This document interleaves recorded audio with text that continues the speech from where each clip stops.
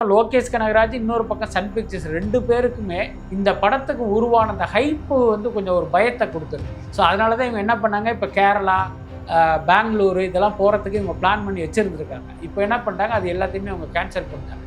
என்னன்னா தக் லைஃப் ஏற்பட்ட அந்த தோல்வி இருக்குல்ல, அது இவங்களுக்கும் வந்து ஒரு சின்ன பதட்டத்தை கொடுத்துருச்சு. நம்ம பாட்டுக்கு ஊர் ஊராக போய் இதுக்கு வந்து ப்ரொமோஷன் பண்ணி பெரிய ஹைப்பை க்ரியேட் பண்ணோம்னா அது வந்து ஒரு பெரிய சிக்கலாயிடுமோன்னு பயந்துட்டு இப்போ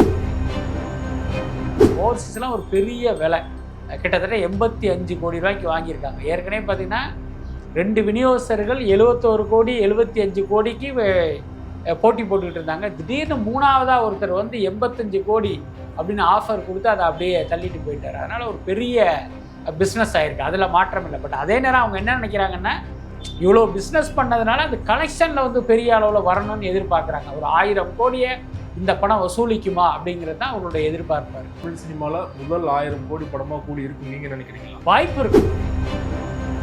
விஜய் கிட்ட கேட்டு தான் முடிவு பண்ணுவாங்க. பட் ஆனால் இது முதல்ல இவங்களுக்கு யாருக்கு தோணுச்சுன்னா அந்த தயாரிப்பாளருக்கு தோணுன விஷயம் தான். அவங்க முதல்ல ஃபிக்ஸ் பண்ணதே துபாய் தான். துபாயில் நடத்தலாம் அப்படின்னு தான் பிளான் பண்ணியிருக்காங்க. ஆனால் என்னென்னா இன்றைக்கி துபாய் வந்து ஒரு பிரசாத் லேபு, கமலா தியேட்டர் மாதிரி ஆயிடுச்சு. கண்ட படங்களுடைய ப்ரொமோஷனும் துபாயில் நடக்குது.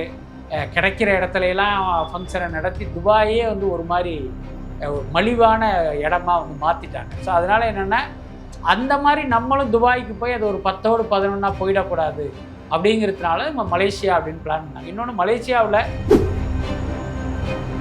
நடக்கிறதுக்கு முக்கியமாக இங்கே இருக்கிற ஒரு அரசியல் ரீதியான ஒரு காரணம் சொல்லுவாங்க. ஒருவேளை வந்து ஆடியோ லான்ச்சுக்கே அவர் அங்கே போனார்னா நாளைக்கு வந்து படம் ரிலீஸ் ஆகும்போது ஒரு பிரச்சனை வந்து அப்போ என்ன பண்ணுவாங்க?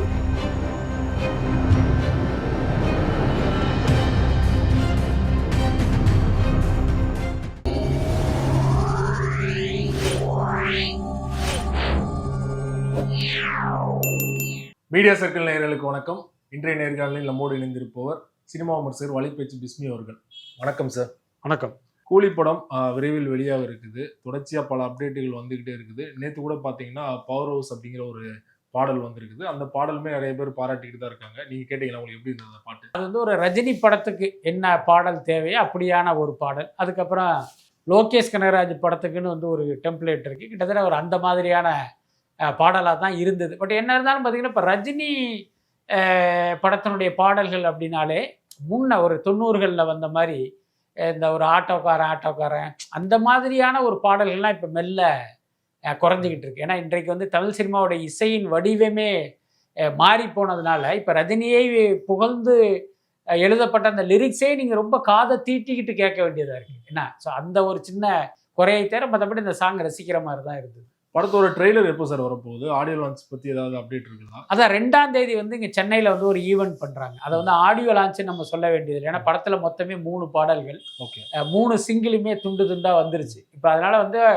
ஆடியோ லான்ச் அப்படின்னு வந்து ஒரு விஷயம் நடக்க போகிறதில்ல. இப்போ அவங்க பிளான் பண்ணுறது ஒரு ப்ரீ ரிலீஸ் ஈவெண்ட்டு தான் பிளான் பண்ணுறாங்க. அதில் ட்ரெய்லரை வந்து லான்ச் பண்ணுற மாதிரியான ஒரு ஐடியா இருக்குது. ஸோ அதை நோக்கி தான் ஆகஸ்ட் 14 ரிலீஸு. அதுக்கு முன்னால் வந்து 2ஆம் தேதி இப்படி ஒரு ஈவெண்ட். ஆனால் ரொம்ப ஷார்ட் டைம் தான் இல்லையா? 14லேருந்து 2ஆம் தேதினா 2 வாரம் தான் டைம் இருக்குது. ஆமாம். ஆக்சுவலி என்னென்னா இப்போ வந்து ஒரு பக்கம் லோகேஷ் கனகராஜ், இன்னொரு பக்கம் சன் பிக்சர்ஸ் 2 பேருக்குமே இந்த படத்துக்கு உருவான அந்த ஹைப்பு வந்து கொஞ்சம் ஒரு பயத்தை கொடுத்துருக்கு.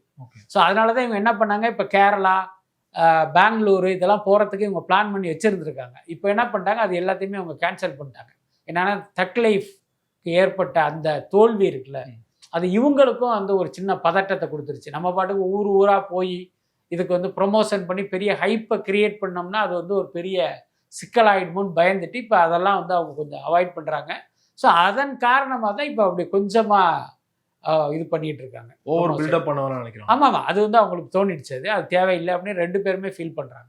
ஆனால் ரஜினி படம் பார்த்துட்டாரு. படம் பார்த்ததுக்கு அப்புறம் தான் நான் நிம்மதியாக தூங்கினேன் அப்படின்னு சொல்லிட்டு லோகேஷ் கனகராஜ் பேசுகிறாங்க. இல்லை, ரஜினிகாந்துக்கு பிடிச்சிருக்கு. இப்போ என்ன சிக்கல் அப்படின்னா, காக்கைக்கும் தன் குஞ்சு பொன் குஞ்சுங்கிற மாதிரி நமக்கு நம்ம படம் பிடிக்கும்ல. இப்போ பாபா படமும் ரஜினிக்கு பிடிச்சிருக்கும்ல, ஆனால் படம் ஓடலை இல்லை. ஸோ அந்த மாதிரி தான் மக்களுக்கு பிடிக்குதா, மக்கள் இந்த படத்தை ஏற்றுக்கிட்டாங்களா அப்படிங்கிறது தான் ஒரே டாஸ்க்கு. ஸோ அது தெரிகிற வரைக்கும் ஒரு டென்ஷன் இருந்துக்கிட்டு தானே இருக்கும்.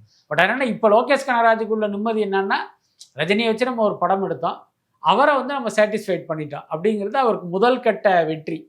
அடுத்து வந்து மக்களுக்கு இது பிடித்தமான படமாக இருக்கா இல்லையாங்கிறது தானே. ஸோ அந்த பயம் இருக்கத்தானே செய்யும். சேட்டலைட் ரைட்ஸு ஓவர்சீஸ் ரைட்ஸ்லாம் வந்து பெரிய அளவில் போயிருக்குது அப்படின்லாம் வந்து தொடர்ச்சியாக செய்திகள் வந்துட்டு இருக்கு. பிஸ்னஸ் வைஸ் எப்படி சார், டேபிள் ப்ராஃபிட்டா? இல்லை, பெரிய ப்ராஃபிட் தான், அதில் மாற்றமே இல்லை. நீங்கள் எப்பயுமே இந்த சன் பிக்சர்ஸ் தயாரிப்பினுடைய வியாபாரத்தை வந்து நம்மளால துல்லியமாக கணிக்க முடியாது. என்ன காரணம் அப்படின்னா, படத்தினுடைய சேட்டலைட் ரைட்ஸை அவங்களே வச்சுக்குவாங்க. அப்புறம் டிஜிட்டல் ரைட்ஸும் பார்த்தீங்கன்னா அவங்க கிட்ட இருக்கும். அவங்க நெட்ஃப்ளிக்ஸோட வந்து ஏதோ ஒரு டீல் போட்டு சன் நெக்ஸ்ட்லையும் யூஸ் பண்ணுவாங்க, நெட்ஃப்ளிக்ஸுக்கும் கொடுப்பாங்க. அப்போ நீங்கள் இதனுடைய ரேட் என்னங்கிறதே உங்களால் கணிக்க முடியாது. அதே மாதிரி பார்த்தீங்கன்னா மியூசிக்கும் கூட அவங்க கிட்ட தான் இருக்கும். அதனால் இப்போ இந்த நான் தியேட்டரிக்கலில் அது என்ன ரேட்டுன்னு உங்களால் துல்லியமாக கணிக்க முடியாததுனால அதை வந்து நம்ம இதாக தோராயமாக தான் சொல்ல முடியுமே தவிர துல்லியமாக சொல்ல முடியாது. அதே நேரம் தியேட்டரிக்கலாக பார்த்தீங்கன்னா ஒரு பெரிய பிஸ்னஸ் பண்ணியிருக்காங்க. இப்போ சமீபத்தில் கூட கேரளா வந்து 15 கோடிக்கு விற்றுருக்காங்க. இவ்வளோ நாள் கேரளா வந்து பல பேர் போட்டி போட்டாங்க, அதில் ஒருத்தர் வந்து 15 கோடிக்கு வாங்கியிருக்காரு. அதே மாதிரி பார்த்தீங்கன்னா ஓவர்சீஸ்லாம் ஒரு பெரிய விலை, கிட்டத்தட்ட 85 கோடி ரூபாய்க்கு வாங்கியிருக்காங்க. ஏற்கனவே பார்த்தீங்கன்னா 2 விநியோகஸ்தர்கள் 71 கோடி 75 கோடிக்கு போட்டி போட்டுக்கிட்டு இருந்தாங்க. திடீர்னு 3ஆவதாக ஒருத்தர் வந்து 85 கோடி அப்படின்னு ஆஃபர் கொடுத்து அதை அப்படியே தள்ளிட்டு போயிட்டார். அதனால் ஒரு பெரிய பிஸ்னஸ் ஆயிருக்கு, அதில் மாற்றம் இல்லை. பட் அதே நேரம் அவங்க என்ன நினைக்கிறாங்கன்னா, இவ்வளோ பிஸ்னஸ் பண்ணதுனால அது கலெக்ஷனில் வந்து பெரிய அளவில் வரணும்னு எதிர்பார்க்குறாங்க. ஒரு 1000 கோடியை இந்த படம் வசூலிக்குமா அப்படிங்கிறது தான் அவங்களுடைய எதிர்பார்ப்பாக இருக்குது. அவங்களுடைய எதிர்பார்ப்பாக இருக்குது. அதையும் தாண்டி வந்து தமிழ் சினிமாவில் முதல் 1000 கோடி படமாக கூடி இருக்கும் நீங்கள் நினைக்கிறீங்களா? வாய்ப்பு இருக்குது, அவ்வளோதான். நம்ம சினிமா ஒரு படத்தினுடைய வெற்றியை வந்து நம்மளால் ஆரூடம்னு சொல்ல முடியாது, கணிக்கத்தான் முடியும். ஆனால் இந்த படத்தை பொறுத்த வரைக்கும் ஒரு மல்டி ஸ்டார்லாம் இருப்பதால் அதை நோக்கி போவதற்கு வாய்ப்பு இருக்குது. அதே நேரம் அதே நாளில் இந்த வார் 2 படம் வர்றது இந்த கூலி படத்துக்கு வந்து ஒரு மிகப்பெரிய டிஸ்அட்வான்டேஜ். என்னென்னா, இப்போ ஆந்திராவை எடுத்துக்கிட்டிங்க அப்படின்னா அந்த வார் 2ல் வந்து ஜூனியர் என்டிஆர் இருக்கார். அப்போ இன்னொன்று பார்த்தீங்கன்னா, அந்த சித்தாரா என்டர்டெயின்மெண்ட் அந்த படத்தை 80 கோடிக்கு வாங்கியிருக்காங்க. என்ன அதனால் என்னென்னா அவங்க வந்து அதில் பெரிய அளவில் கான்சன்ட்ரேட் பண்ணி ஆந்திராவில் ஸ்க்ரீன்ஸ் பிடிப்பாங்க. அப்போ இந்த படத்துக்கு கம்மியாக தான் கிடைக்கும். ஐமேக்ஸுக்கு பிரச்சனையாச்சு. ஆமாம், ஐமேக்ஸுக்கு அவங்க என்ன பண்ணிட்டாங்கன்னா 1 மாதத்துக்கு முன்னாலே போய் அக்ரிமெண்ட் போட்டாங்க. 2 வாரத்துக்கு வேறு எந்த படத்துக்கு நீங்கள் கொடுக்கக்கூடாது அப்படின்னு அவங்க அக்ரிமெண்ட் போட்டு லாக் பண்ணிட்டாங்க.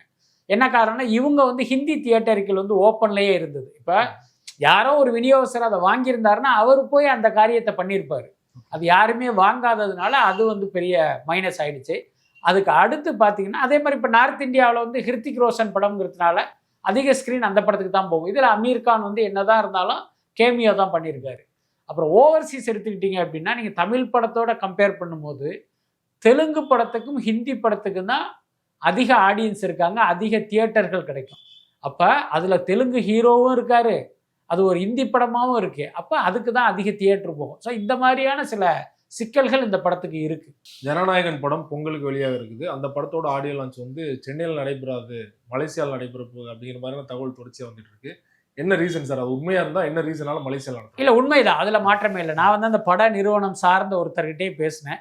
அவங்க மலேசியாவில் நடத்துறதுக்கான வேலைகளை வந்து தீவிரப்படுத்தியிருக்காங்க. இன்னும் சொல்லப்போனால் அதை ஒரு டிக்கெட்டிங் போட்டு நம்ம ஒரு ஷோவாக நடத்தலாமா, இல்லை வந்து ஒரு ஃப்ரீயாக மக்களை அலோவ் பண்ணலாமா அப்படிங்கிற அளவுக்கு அவங்க வந்து பேசிக்கிட்டு இருக்காங்க. நம்ம ஏற்கனவே எங்கள் வலைபேச்சில் கூட சொன்னோம், மலேசியாவில் புத்திரஜயான்னு ஒரு இடம் இருக்குது. அதுதான் அங்கே உள்ள பிரதமர் அலுவலகம் உட்பட முக்கியமான அரசு அலுவலகங்கள்லாம் அங்கே தான் இருக்குது. பார்க்குறதுக்கே ஒரு பிரமாதமான ஏரியா. அது எந்திரன் படத்தினுடைய ஆடியோ லான்ச்சை அங்கே தான் நடத்துனாங்க.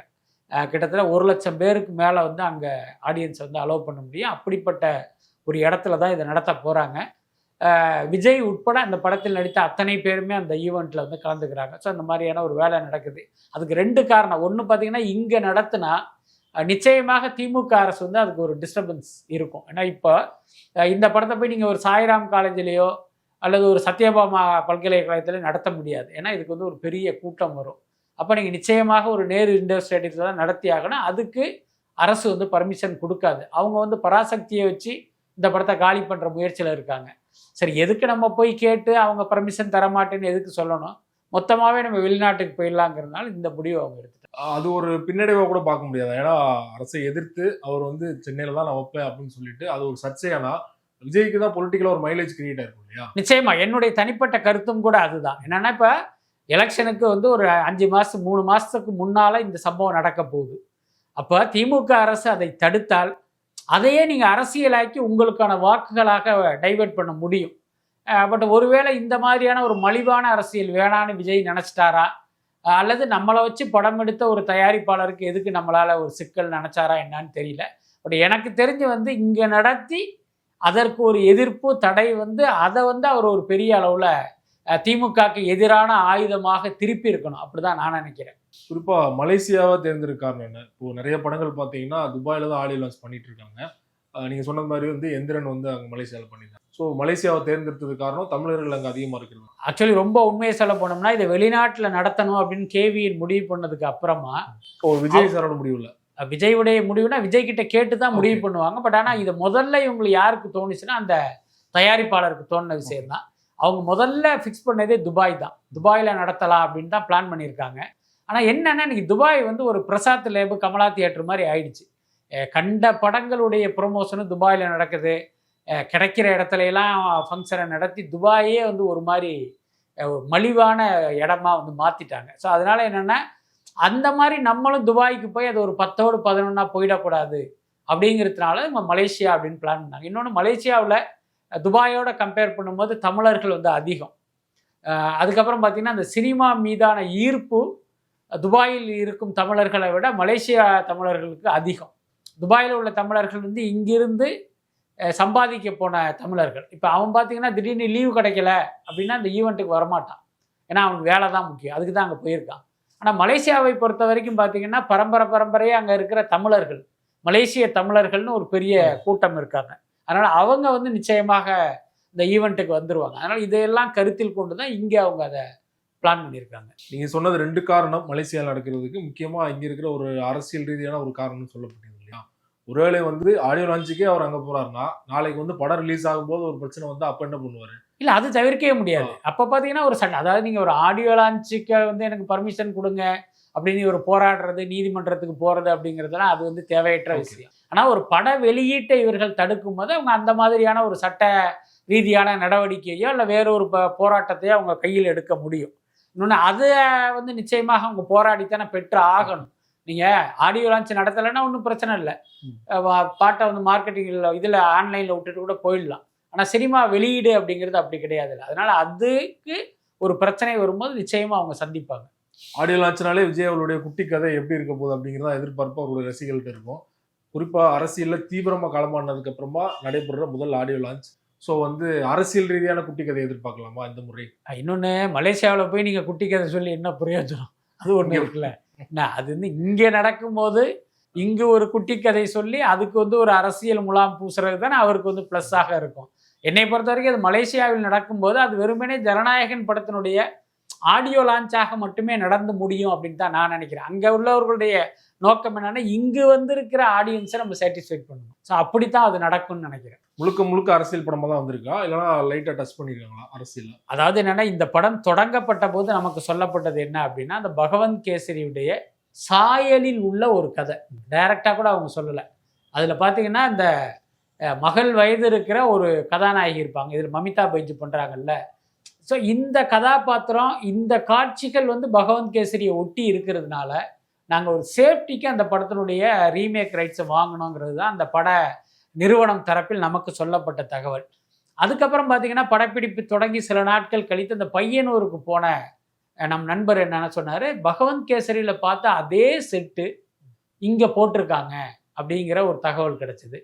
அப்போ நான் புரிஞ்சுக்கிட்டேன் என்னென்னா இவங்க பகவந்த் கேசரியை தான் ரீமேக் பண்ணுறாங்க, இவங்க நம்மக்கிட்ட ஒரு தவறான தகவலை சொன்னதாக நான் நினச்சிட்டேன். அப்புறம் சில நாட்கள் கழித்து ஒரு நண்பர் சொன்னார், அந்த பகவந்த் கேசரியில் பார்த்தீங்கன்னா அந்த வில்லன்களை அடிக்கிறதுக்கு ஒரு லாரியில் வந்து மோதி ஒரு ஃபைட் ஆக்ஷன் சீக்வன்ஸ் இருக்குது. லாரிக்கு பதிலாக ஒரு பைக்கில் வந்து மோதுற மாதிரி இங்கே ஒரு ஆக்ஷன் சீக்வன்ஸ் எடுத்திருக்காங்க.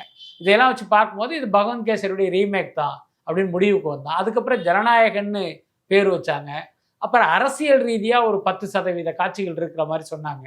இப்போ சமீபத்தில் கேள்விப்படுறோம் ஊராக போய் வாக்குப்பதிவு நடக்கிற காட்சிகள்லாம் இவங்க எடுத்ததாக கேள்விப்பட்டோம். அப்போ படத்தில் வந்து விஜயோ அல்லது விஜய் சார்ந்த யாரோ ஒருத்தர் தேர்தலில் போட்டியிட்டு வெற்றி பெறுகிறார், அல்லது வில்லனை தேர்தலில் இவர் வீழ்த்துகிறார். ஸோ இந்த மாதிரியான ஏதோ ஒரு காட்சி இந்த படத்தில் இருக்கிறதா எனக்கு தோணுது. அதனால் படத்தில் வந்து கண்டிப்பாக அரசியல் இருக்கும். ரொம்ப நன்றி சார். சினிமா பல்வேறு விஷயங்களோட மிக்க நன்றி. ரொம்ப நன்றி.